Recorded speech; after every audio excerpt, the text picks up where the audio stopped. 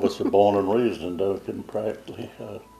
I forgot what year I joined. I joined about the same time that, I don't know if Charlie was there or not, but I remember Luke and Alfred, we all joined about the same time. That would probably I'd say about 1935.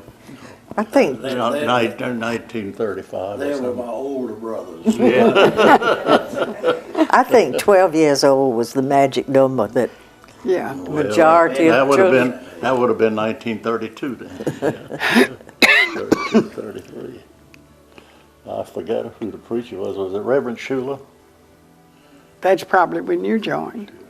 I'm not as old as you.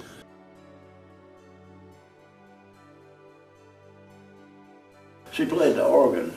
She played the organ for years.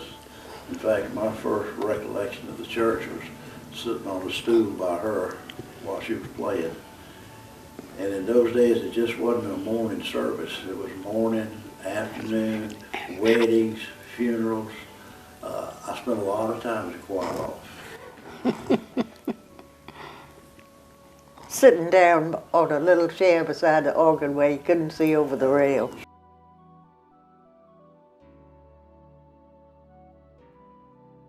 My father was very busy here at the church. I thought he owned it because he just I don't know how to say, but He was probably treasurer, kind of. I guess he probably was. He was treasurer of Georgetown County. He did everything that needed to be done. or so that it got done.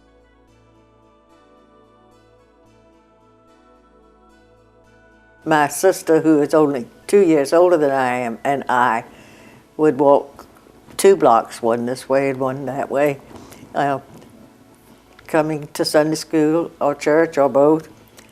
And then I had older sisters and brothers who all were married here, and we've had many occasions in the family here in this church. It was a bunch of y'all. Bunch of shootfoot. I had 2 sisters and 2 half-sisters and 2 half-brothers, but we were all like one big happy family. My mother was, she was busy in the kitchen at the church, a lot, and it was just a big part of our lives.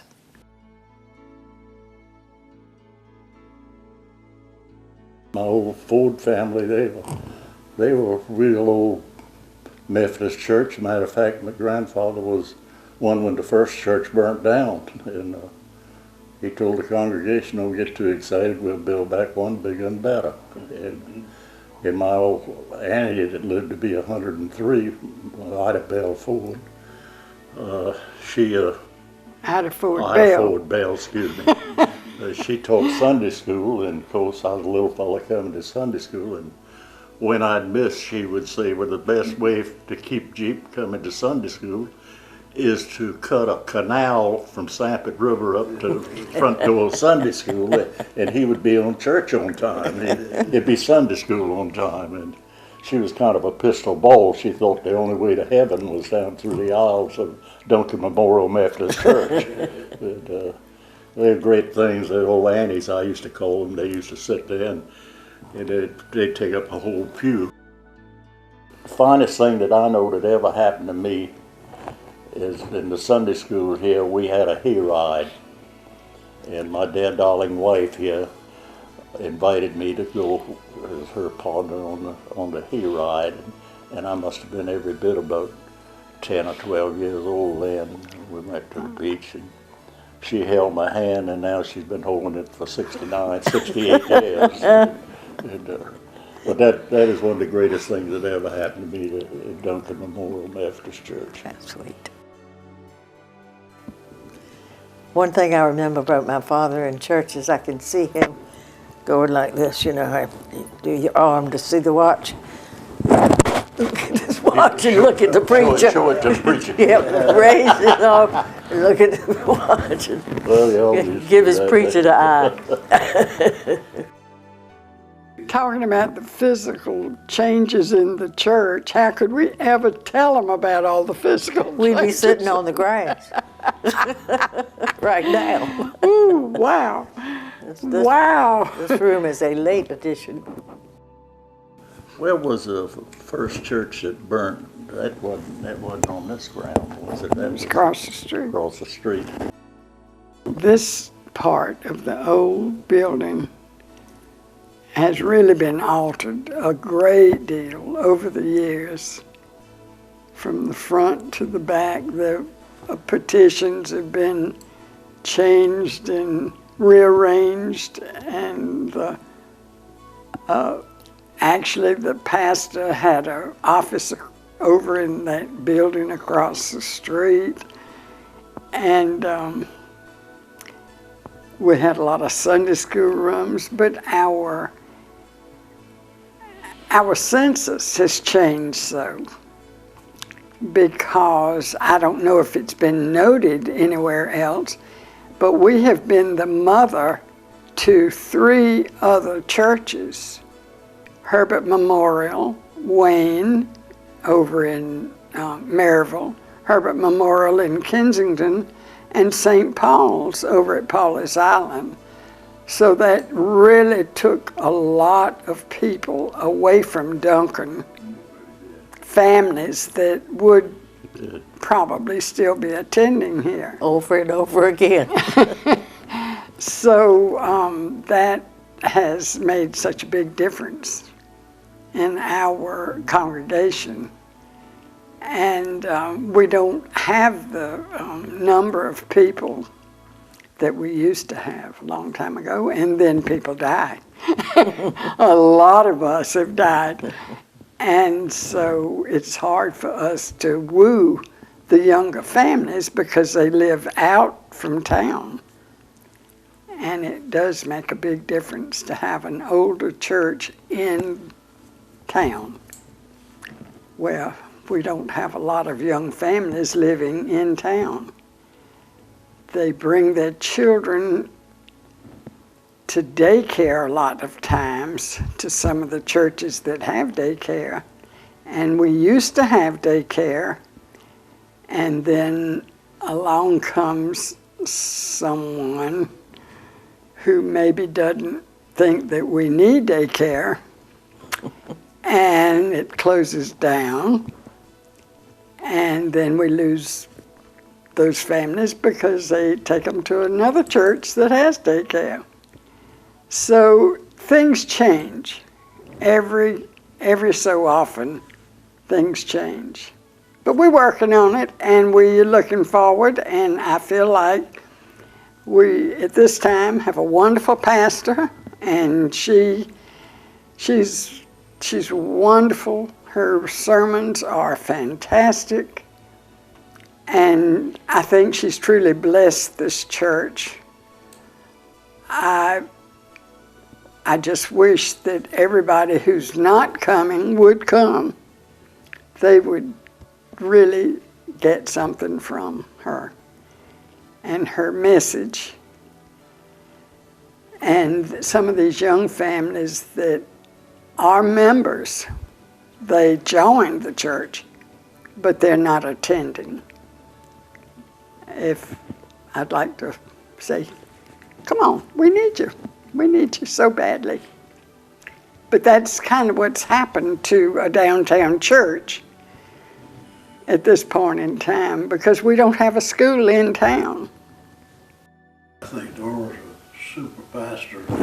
She is. I find that now I have me a preacher I can hug. I've had that before. I like that. As we went out Sunday before last, I think it was, Jeep reached over and hugged and gave her a kiss, and he said, I've always wanted to kiss a preacher. Yeah, I did do that, didn't I? Oh. In this building, when I was young, the kitchen and the dining room where all the things were held were in the back of this building. Everything was Yeah, right there was one big room, wasn't it? One great big room with a little tiny kitchen area, I guess, Uh-huh. around the corner there. And everything was all family-like. Yeah, it was. We had such wonderful, so many people have come to my mind over the years. I mean, since I was thinking about this interview, I have thought of so many people that had an influence on my life. Charlie's mother, for one, because she taught me my first piano lesson. And I loved her dearly, always did, till the day she died. And we worked together in choir for a long time. And I remember as you know, we changed ministers after so long a time. And I remember one time we had someone that we weren't crazy about, she and I. And we'd kind of whisper about it, you know.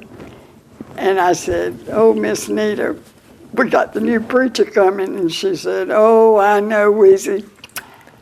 Whew. And I said, "Well, at least it'll be a change." And she said, "Yeah, but what kind of change is it going to be?" She said, "You know, the older you get, the less you like change." And I've learned, I know exactly what she means. Change is hard as you get old. But that's our way in the Methodist Church. We do change, but it keeps Methodism alive, I think, to change things. We don't get stale.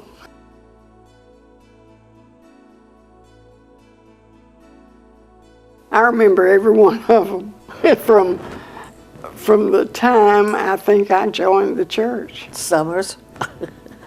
Right on that. The Summers had older daughters, didn't they? It was a whole bunch of them. Used to live across the crooked house across the street. I think about the most dear one that we had was Dr. Herbert. Yeah, Dr. C.C. Herbert, yeah. everybody He was a saint. adored. He was a kind, he just opened his mouth and you could tell he was a kind person. A saint, really. Yeah. And he served Duncan during the war years, which was a wonderful time for him to be here with us. And I say the war years, World War II. That is the war.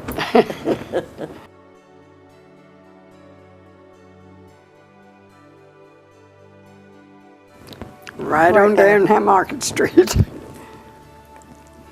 And our school is still there, the Winyah, the one with the big columns. That was the only building there, and then the part on the back was built. And then finally a separate building on the corner, it's all right there, but that original part with the big old columns. Yes, that was it. That was it, and the entertainment in the auditorium there was always something people looked forward to. It was a good place to have civic shows. Small town, but a good town. Everybody knew everybody, and it was a good place to grow up. I miss a lot of that still. After being downtown this afternoon, I thought, I didn't see a soul I knew until just before I got ready to come home. I did see a couple of people. Made me feel a little bit better.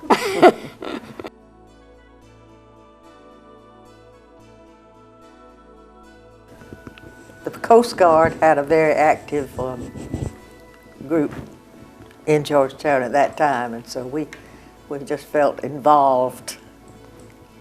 And of course, most of us had family members. Yeah, I remember my mother came home teaching one day, and I said, "Mom, how proud I was." I said, "I made some fudge, and I sold all of it." I said, "I got us a nickel." She said, "Charlie, you used our sugar for a whole month." Oh, that was ration. Sugar right. ration. That was it. Oh my. Sugar and meat were rationed. I don't remember. Shoes were rationed. Right. My sister Alice was she was furious about shoes being rationed because they were her thing. And gasoline and tires. My dad was in the automobile business, and it was a hardship for things like that, for our business. Cars. I remember that Louise and myself on Sunday afternoon, we all would collect up, and we had to call the Watts house as one block down here, and we were sitting across the street waiting to go to a matinee movie, and someone come running out the house and said the Japs just bombed Pearl Harbor. They didn't call them Japs then, they called them Japanese. I've been calling them Japs ever since then. But anyway, they just bombed Pearl Harbor, and I told Weezy, I said, I don't know where in the world Pearl Harbor is. Little did I know, in about 2.5 more years, I would be there sitting at Pearl Harbor on the way out in the Pacific, with 26 months out there in the Pacific Ocean and stuff. And come back to the States and put another 13 months. That was a gravy train. I finally got assigned to the presidential yacht. Franklin Delano Roosevelt had just died, and Harry S. Truman become president of the United States. And I was lucky enough to run into somebody that was very, very important. The whole time I was in service, I never ran into anybody from Georgetown, but the right man, and I was assigned to mine-sweeping base in Little Creek, and it was J.L. Bull, Commander-in-Chief. So I was here a little while. I remember the Black House and stuff, and sirens, and played watches. All of us took turns playing watch. Dad. Yeah, and that civil defense tower. Civil defense had piled lookouts on top of Arcadia. One that I had to look out. I took Weezy over there one time with us. We had to look out in the afternoon. That was that tower too. Yeah. I don't even. Right on top of the barn. Yeah. Looking out over the ocean for, Well, we were looking at that. Looking at the air. were you? Aircraft. Airplanes? Yeah. And then we girls would roll bandages at the Red Cross, and Yes, we did. that was something. Then they had a USO, Oh, yeah. United Recreation. Service Yeah. Organization. I used to play the piano occasionally for them. I was a little young to go, but because I could play the piano, they asked me to go. And I enjoyed doing it. I enjoyed seeing the girls dancing with the sailors, Coast Guard usually. And because we had a lot of Coast Guard boys around here. As a matter of fact, Jeep's sister married one, and he was a very, very nice person. Couldn't have been better. A lot of girls married some of the Coast Guard boys. But all in all, I think Georgetown went along with the war effort is in a very good way. Very supportive of these boys that were away from home. Had them for Sunday dinner. They'd come to church, and a lot of times, they'd be invited for Sunday dinner to with families, and they appreciated it. And they were just nice boys. The ones that came to church, they were nice, and you didn't mind inviting them to your home to eat with your family dinner. That's when everybody cooked at home, which I don't do anymore, I'm ashamed to say.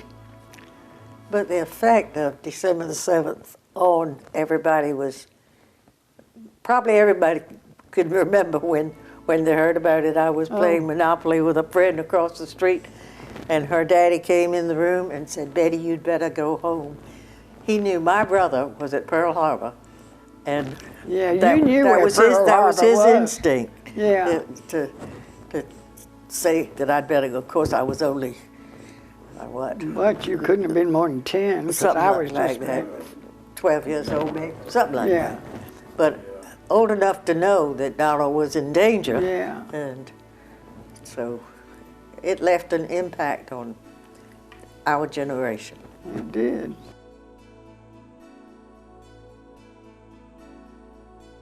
At Pearl Harbor, he was in the Marines, and he stayed in the Marines until he retired. Many years later, as a brigadier general, he was well fixed in the Marines. I was very proud of him. Yes, the community was.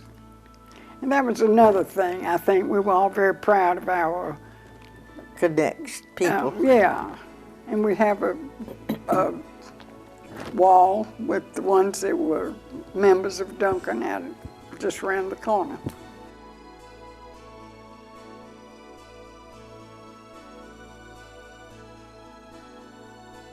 Of course, when I finished high school in '46, I went in the Army for 2 years. Best move I ever made. It paid for 4 years of college. And when I got out of the Army, I went to college. And of course, I belonged to the church before I went. And I just, when I came back, I got married. I didn't get married in church. I married a Tampa girl. But all of my children were married here in church. And I went to Southern College of Optometry, and I came back home to practice. And I practiced for almost 50 years. And I retired 12, 13 years ago. And left town. I left Georgetown. Went to Paul's Island. I was raised 2 blocks from here and in this church, and my husband and I were the second couple to be married in the chapel. Back in, God, what the year? I'm not even going to say the year. 1950. But it's been a wonderful church, and grew up with the activities all over here, like I said, in that large area in the back of this building, but then everything moved over into the new chapel and fellowship hall over there. I think the church has progressed nicely. I was at Porter Military Academy when the war broke out. No, it wasn't when the war broke out, it was later on. And my grades at school were horrible, and I knew I was going to be subject to draft, and I wanted to pick out what service I wanted to go into. And anyway, I put in for immediate induction, and I left Porter Military Academy and wound up Great Lakes, Illinois boot camp, and I went there, and of course I took my boot training and came back home, having to leave, reported back there, and got assigned to the USS Storm King, and left there, and left out of Norfolk that night, and headed for the Pacific Ocean. After that, I came home, and my father had been sick, and my uncle met me at the front door of the C.L. Ford store, and he said, "Well, son, you've got a new job. You manage C.L. Ford." Son said, "Your daddy had heart trouble the time you've been gone, and he couldn't work. Now the doctor tells me I'm dying. So here's the keys to the front door, and here's the combination to the safe." So I went there, and I worked, and my wife, she was at Salem College taking a master's in music and stuff, and worked there. And when I finished there, I went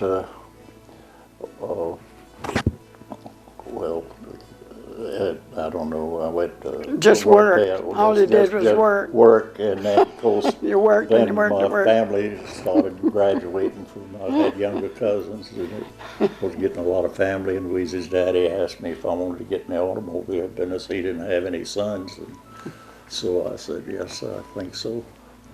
And anyway, I worked in that automobile business until we retired me lately. But that's about the story of my life. But I've had a real interesting life.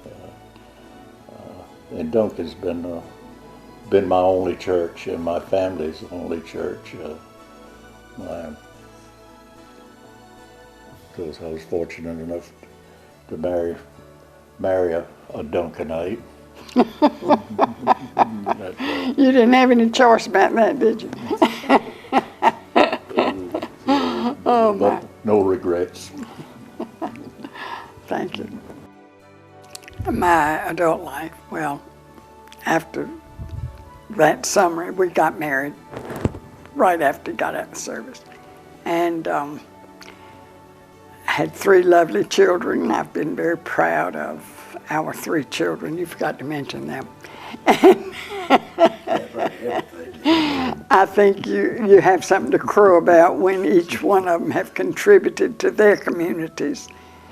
I only have one that lives here, but the other 2 have been very satisfactory children, I'm happy to say. And unfortunately, the one who lives here had to move his membership to another church. You know, when you marry, sometimes that happens. But anyway, Duncan has been... In your life. Well, it's been a very important part of my life.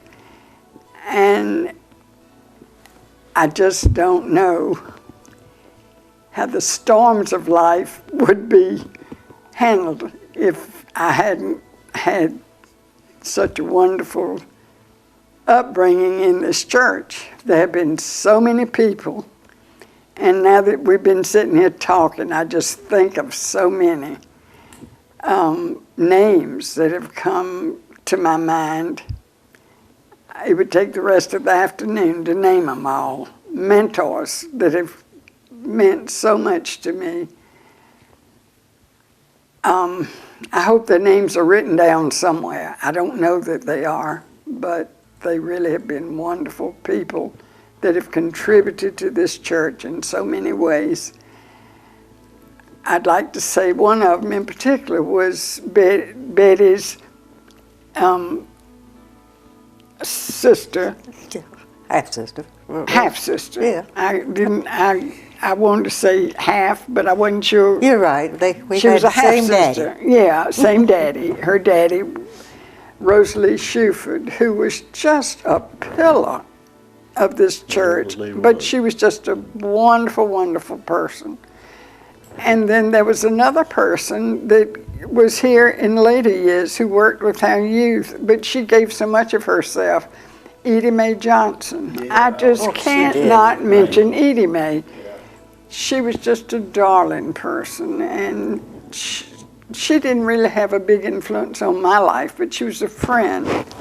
And then there were so many others. Isabel Mayer, who was just such a wonderful, wonderful person. And there are just so many.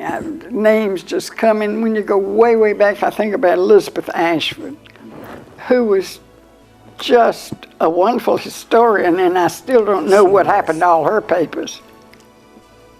I just don't know. Anyway, she had a real history of this church, and somebody else, I think, had her papers, and I'm sure they were destroyed. I don't know. Anyway, she was so careful about everything and wrote everything down so meticulously. And I don't know what happened to them, which is so sad. And other people have other people's belongings and then just don't think they're important. But anyway, she was a wonderful person. And, there are just so many. And then the other ministers that were here that had such a wonderful influence, because I worked very closely with a lot of them during my choir work years. And anyway, Duncan's been very important to me, and when I die, I hope it's from that altar right out there. So all I can say is it's been a joy to have been a part of this church, very much so. There's a gentleman sitting over here in the corner.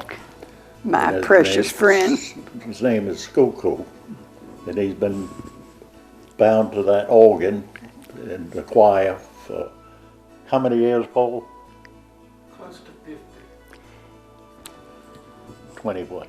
50. 50, Close yeah, to 50, 50. yeah. And 50 years. And he, at one time, was teaching in Florence, and he would come from Florence to here to practice and go back and then be here Sunday morning. So he is, he's been a pillar for this church too. He's been a hard worker, and I'd like to see him get recognition, I tell you. wonderful.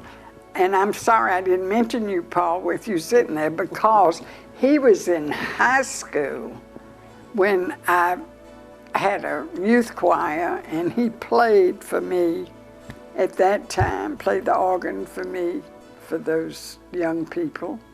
And Paul, please forgive me, I didn't say your name along with Edie Mae, and because you came along after that, and I should have said your name. But he is the most faithful, loyal member of this church that I know of, and he has a key.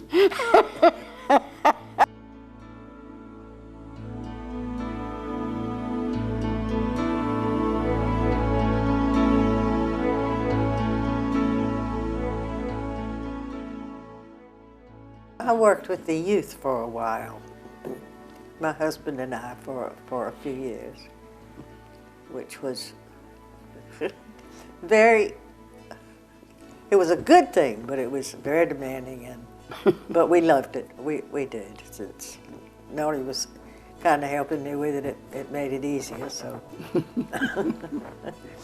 And then I've been in several circles. But anyway, it's been a great church to grow up in and to stay in. I don't think I missed a single committee the church had. That's right. And my crowning blow was, I can't remember why, but I was at the pulpit. And I had the congregation standing up, but they're supposed to be sitting down, supposed to be standing up. Oh, Charlie. And he nudged me, he said, "Charlie, don't you see those asterisks on the program?" I can't forget that. But I enjoyed all of our activities with the church that we did. There were quite a few. Well, the United Methodist Women is a very active organization for the church. They do a lot to keep things stirred up. And I've been part of that for a while. The circles, the different circles are part of United Methodist Women, and they do things and keep things going. And well, I guess all of us have taught Sunday school at one time or another, maybe. And The Wednesday night suppers are memorable. yeah, I did teach Sunday school one lesson. And the teacher, I forgot who she was. She was really the good teacher they had. And she came in and sat in the back of the class. oh my. Well, I didn't do a very good job, so that was my one and only time to try to teach Sunday school. I really do feel like we have more things going depending on our leadership. It just takes leadership to keep things going. And so it really depends on who's at the helm, so to speak. And we're really doing very well right now, I think, with Pastor Dora. And I will say, though, we have a magnificent choir. And Paul Skoko is also very much a part of that. Mary Ruth Ragland is our choir director. Lynn Korb is our pianist. And Paul is always there at the organ. He works very hard. Mary Ruth is a hard taskmaster. But she comes up with such a great variety. We get Absolutely. programs on so many levels that just We really do. I think. everybody has to be pleased, because at some time or other their style of music is going to be featured. It's really, And she does a fantastic job. When you're in the choir, she really makes you want to put out, which is what's needed. so we just have a wonderful worship service. And as I said earlier, I think people who are not coming are missing a lot.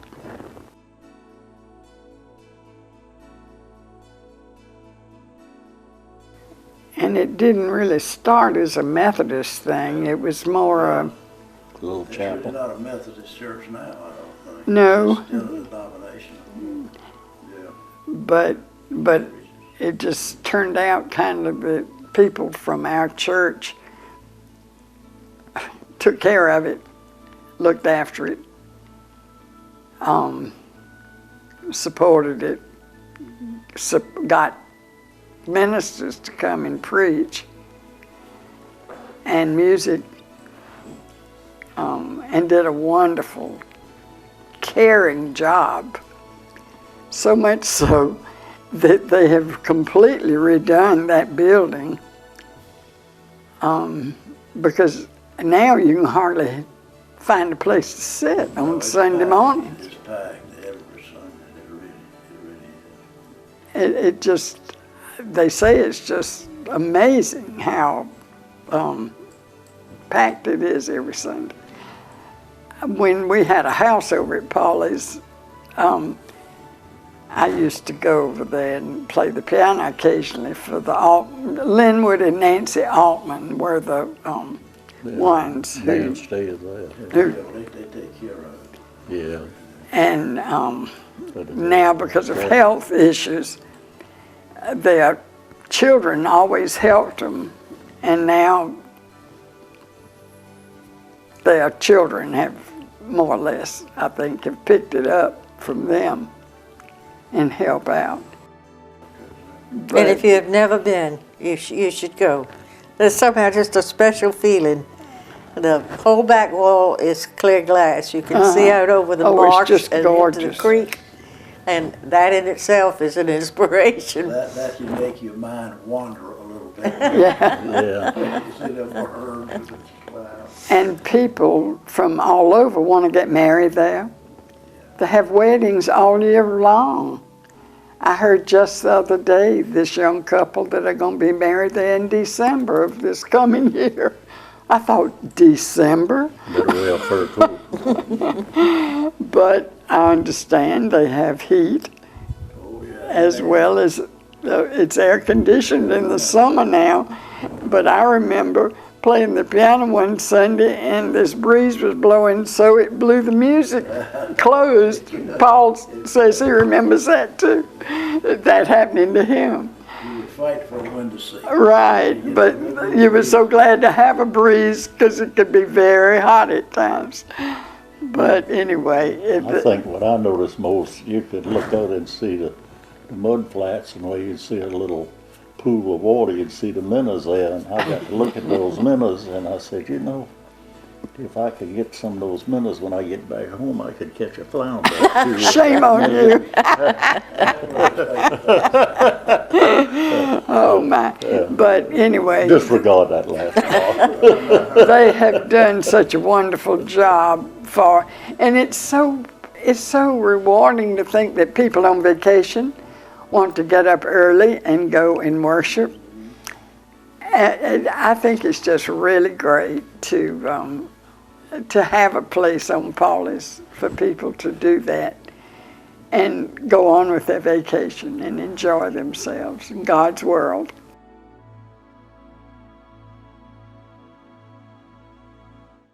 Oh, the graves go way back. Dented?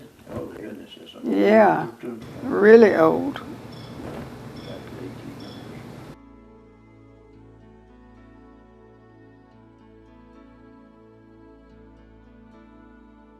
Oh, and Gertie also designed that courtyard over here. Right. Those are two really nice things that she did. She did that to win points so that she could get a master's, added to her effort to get a master's in design. And it did help her very much. And at one time, all the trees were growing so that it formed a really nice background. Some of them have, during storms and things, have not held up like she wanted them to. But it's still very nice to have a place to worship on Easter morning, despite the no-see-ums. Everybody has to prepare that they're going to be there, so you have to get ready with the bug spray. But it is a lovely service, they tell me. I don't make it that early. But another thing that Ms. Chandler did that's very attractive, between our breezeway connecting the main church with our Family Life Center, she designed a small garden. And it is also very lovely. And I do think she needs to be commended for that. And then at one time she also did a prayer room, and she did this for one of our members, Claire Hardy, in memory of her husband. But unfortunately, it was in our bell tower, and you had to go up so many steps that nobody could ever use it. So it really, I'm not sure anybody ever saw it, but Miss Hardy and maybe Paul and Miss Gertie. But I've heard that it was up there. So anyway, I think she accomplished what she set out to do, which was to get a master's in design. But anyway, it was quite an accomplishment for her. It is up there, or it was some years ago when I went, and was quite a worshiply feeling. It was just so well done. So you did go up Yes, there. I did. And it was, and I hope it still is.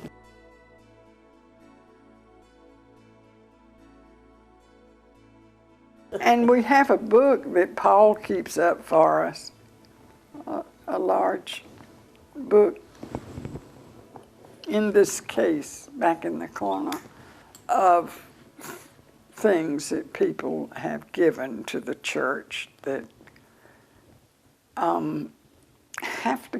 has to go through the Board of Trustees. They have to approve it as a gift. And then Paul records it in that book. He writes in calligraphy. Is that the proper way to say that? Anyway, he has a beautiful handwriting and records it for us in a large book over in the corner. So most all of the nice things that are willed to the church are recorded.